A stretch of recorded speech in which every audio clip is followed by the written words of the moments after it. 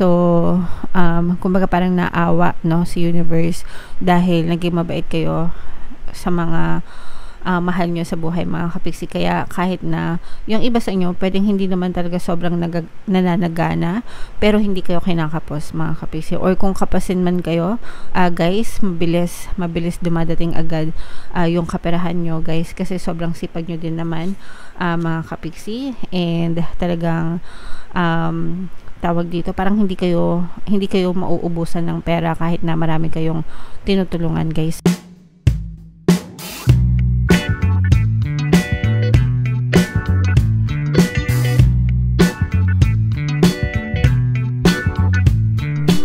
Hello guys, hello Libra, Money Come to Me. Ang pamagat ng episode natin for tonight is money reading para ngayong September para sa Libra, Sun, Moon, Rising, Sign, and Venus. Unahin natin tong deck na to, guys. Lumabas agad ito, no? So ito yung mga money manifesting techniques para sa inyo. We have desire, go window shopping, gaze at all the items you would love to own, imagine using them and enjoying them. Regularly repeating this exercise will help to attract the things you long to have. Okay? So, ito mga kapiksi, no? Ibig sabihin ito, go window shopping, labas-labas kayo mga kapiksi, tapos itingnan nyo yung mga bentables. Yung mga items na gusto nyong magkaroon kayo in the future, mga kapiksi. So, pwedeng physical store, diba? Sa mga, kung araw-araw naman kayo lumalabas, mga kapiksi, at nadadaan kayo sa mall, pwede nyong gawin to. O kaya naman, kung nasa bahay lang kayo, pwedeng online shopping dahil nowadays, no, puro online na lahat, diba? And sometimes ina-add to cart lang natin, 'di ba? And then imagine using them, imagine having them, no? Mga kapiksi, as though you've already have it. So ako, ikukwento ko lang yung experience ko, mga kapiksi, para may idea kayo how this happens. Yung mga iba sa inyo baka narinig nyo na to 1,000,000 beses na, pero ito kasi yung palagi kong kinukwento. Before gusto ko magkaroon ng earrings, meron naman akong may mga kwintas, may mga hikaw naman ako, pero gusto ko magkaroon ng bagong hikaw, pero ayokong bumili. Pero gusto ko lang magkaroon, okay? So, tingin ako ng tingin sa online, yung mga magagandang design. Wala naman ako specific na design or wala namang specific na gusto ako pagdating sa hikaw. Basta gusto ko lang magkaroon ng bagong hikaw, okay? So, tingin-tingin ako, mga ilang araw din yun, tingin-tingin lang. Tapos, wala na. Tapos na. Pero hindi ako bumili. And then, after a few days, yung best friend ko from Dubai, doon siya nagwo-work, no? Every year, umuwi siya. Pag uwi niya nung taon na yon, nakalimutan ko na kung anong year, ang regalo niya sa akin ay hikaw. Okay? So, that's how manifestation works, mga kapiksi. If you focus your attention, your energy sa isang specific desire, and if you do it over and over again, alam na ni universe yun. Si universe yung magmo-move ng mga tao, bagay, sitwasyon sa paligid mo para ibigay yung desire mo. So, in that case, minove ni universe yung best friend ko para bilhan ako ng hikaw. Okay? And para ibigay sa akin yung hikaw na yun, mga kapiksi. So, hindi alam ng friend ko na gusto ko ng hikaw. Hindi niya alam na nagmamanifest ako ng hikaw. So, si universe na yung nag-move nun. So, ganun guys, if you have a specific desire, pwede nyong gawin kahit anong desire yun, mga kapiksi, as in anything, no? All you have to do is to declare what you want, no? Picture it in your mind, mga kapiksi. And imagine, no? Ito guys, malaking role to. Imagine using them and enjoying them. Okay?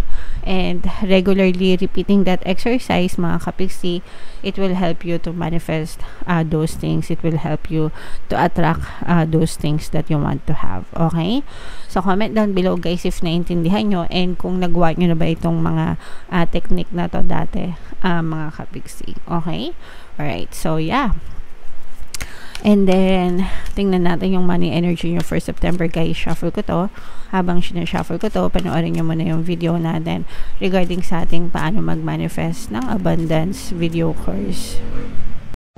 Kapiksi, sawa ka na ba sa mga struggles at hirap sa buhay mo? Masipag ka ba at masikap sa buhay ngunit hindi ka pa rin umaasenso? Ilang beses ka na bang nag-attempt mag-negosyo at mag-invest pero palagi ka pa rin nalulugi? Sa pagkakataon na ito ay maaaring may subconscious beliefs ka na nagiging balakid sa iyong pag-unlad at pagyaman. Introducing, paano mag-manifest ng abundance video course. Dito ay matututunan mo ma-overcome ang mga balakid mo para tuluyan ka ng umunlad, umasenso, sumagana, maging matagumpay, successful at maswerte sa iyong kabuhayan, pera, trabaho, negosyo sa labi at kaperahan ng bonggang-bongga. Dali, mag-send na ng email sa pinoypixie@gmail.com at simulan na ang iyong pagyaman ngayon. Alright, so sa lahat ng gusto mag-avail ng course mga kapiksi, meron tayong promo ngayong August. Magbibigay tayo ng free 3-in-1 pampaswerte subliminal sa pampaswerte sa pera, sa buhay at saka sa love life. Worth 1,500 yung freebie na yan guys, kaya i-avail nyo na. Sobrang ganda. And meron din tayong bagong course mga kapiksi, paano mawala ang third party at magkaroon ng harmonious na relationship para mawala yung mga kabit na mga jowa nyo guys. 30% discount naman yan until August 31, so i-avail nyo na mga kapiksi. Sobrang ganda. And sobrang ganda din ng reading nyo mga kapiksi. Libra kayo ay represent ng King of Swords. Ito yung ating money energy. Meron ditong presence ng Earth signs, Capricorn, Taurus, Virgo. For some of you, maaari may Earth element kayo sa inyong natal chart, or you may be dealing with an Earth sign mga kapiksi. Ito guys, nakikita natin na marami kayong tinik sa dibdib, no?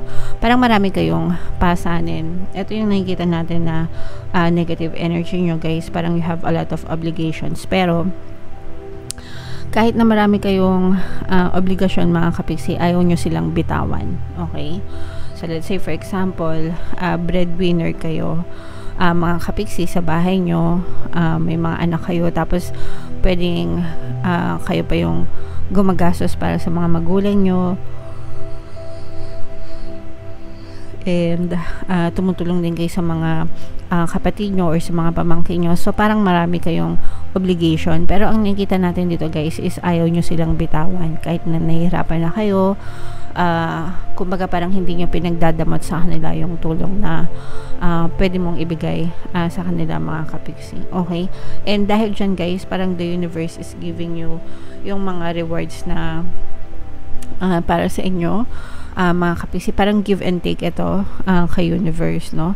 Parang ganun, parang give and take kayo ni universe. Alam nyo yung nasa Diyos ang awa, nasa tao ang gawa.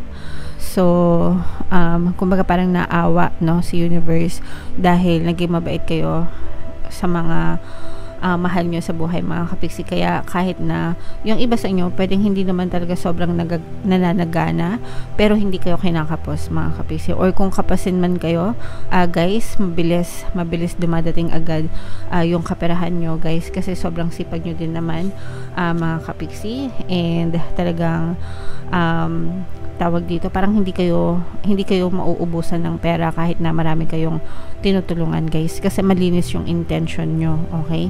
Malinis yung intention nyo, malinis yung puso nyo mga kapiksi, na kumbaga bukal sa loob nyo, kahit na napapagod na kayo, hindi kayo nagrereklamo, bukal sa loob nyo yung pagtulong sa mga mahal nyo sa buhay. And dahil dyan guys, lalo pa kayong pagpapalain, or lalo pa kayong pinagpapala ni universe. For some of you, mga kapiksi, no, parang meron pa nga kayong mga madidiscover na bagong kaalaman. Parang lumilevel up pa yung inyong kaalaman mga kapiksi, yung inyong skills, yung inyong knowledge. Parang nag-i-invest kayo sa sarili nyo, and kapag ginawa nyo yan, or kapag nagtuloy-tuloy yan mga kapiksi, magiging tuloy-tuloy din yung pag-angat pa ng inyong kabuhayan. Yung iba sa inyo guys, parang gustong magnegosyo, or mga nagbabalak na magnegosyo mga kapiksi. Tingnan natin kung anong magiging energy dyan.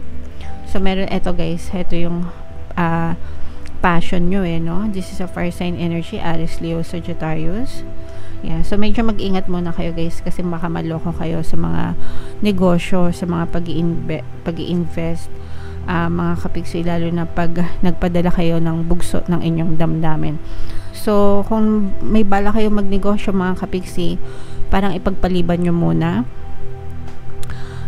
Ipagpaliban nyo muna, hindi dahil sa baka ma-scam kayo, kundi well, kasama na rin yun mga kapiksi, baka mapagsamantalahan kayo, pero mas mabuti pa rin na mag-imbestiga kayo, na para mag-imbestiga ba guys, maglaan kayo ng oras, ng panahon para pag-aralan talaga yung mga business plan nyo, mga marketing plan nyo, and yung negosyo nyo, anong produkto ba yung ibebenta nyo, anong klaseng negosyo ba yung gusto nyong itayo, diba?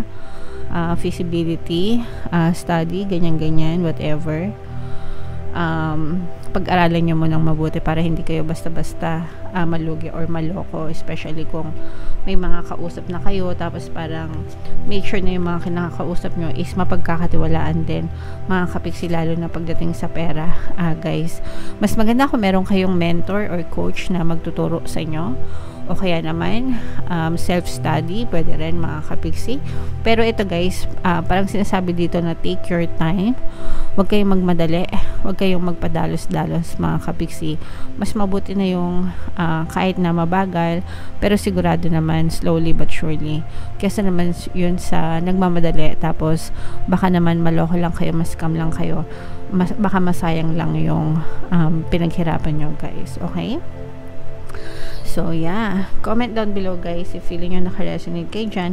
Ito, guys, i-mind nyo yan sa comment section. Mind rewards the universe. Mind more money. Yan.